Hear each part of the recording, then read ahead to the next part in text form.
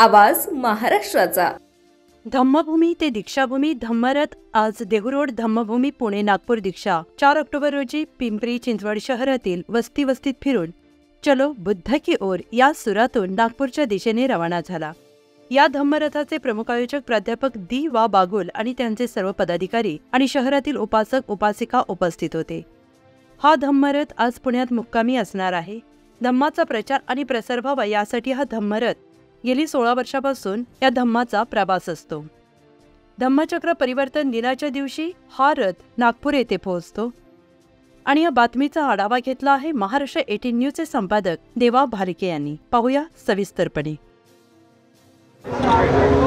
धम्मभूमी ते दीक्षाभूमी हा रथ आता आपण बघतोय पिंपरी चिंचवड शहरात दाखल झालेला आहे आणि या रथाला साधारणतः किती दिवस लागतील याची आपण सविस्तर माहिती घेऊन जाणार आहोत। धम्मभूमी ते दीक्षाभूमी हा जे अंतर आहे ते किती दिवस पूर्ण होणार आहे आणि याची कुठून हा रथ जाणार आहे। धम्मभूमी देहूरोड ते दीक्षाभूमी असा धम्माचा प्रचार आणि प्रसार करण्यासाठी हा धम्मरथ आपल्या देहूरोडमधून निघत असतो।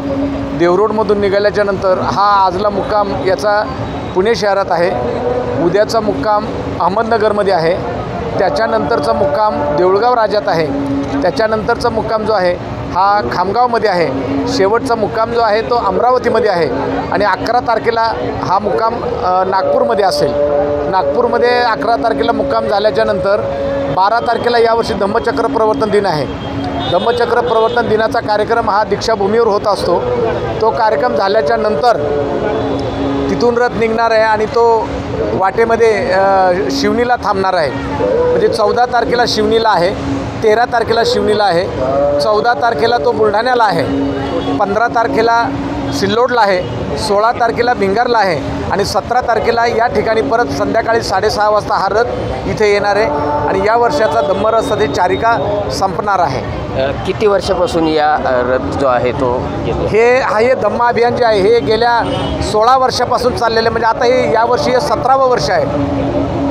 आता पण आपण हे प्रचार प्रसारित करतात, तर आज समाज बांधवांना काय संदेश द्यायला? समाज बांधवांना दुसरा तिसरा काही संदेश नाही। सगळ्यात महत्त्वाचा एकच संदेश आहे की तथागत भगवान बुद्धांनी जे 5 गोष्टी सांगितलेल्या आहेत, पानातिपाता, आदिन्नदाना, कामेसुमिच्छाचारा, मूसावादा आणि सुरामेरेमज, म्हणजे धम्मामध्ये जर प्रवेश करायचा असेल, धम्मामध्ये जर यायचं असेल, आपल्याला हिंसा करता येणार नाही, आपल्याला खोटं बोलता येणार नाही, आपल्याला चोरी करता येणार नाही, आपल्याला व्यभिचार करता येणार नाही आणि आपल्याला कुठल्याही प्रकारचा नशीला पदार्थ घेता येणार नाही।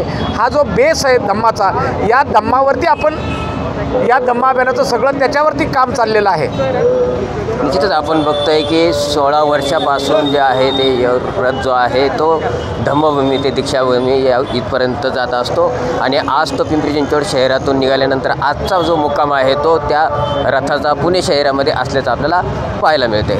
महाराष्ट्र 18साठी देवा भालके, पिंपरी चिंचवड। पुणे तसेच पिंपरी चिंचवड आणि महाराष्ट्रातील महत्त्वाच्या आणि ताज्या बातम्या पाहण्यासाठी महाराष्ट्र 18 न्यूज चॅनलला यूट्यूबवर सबस्क्राईब करा आणि बेल आयकॉन प्रेस करा।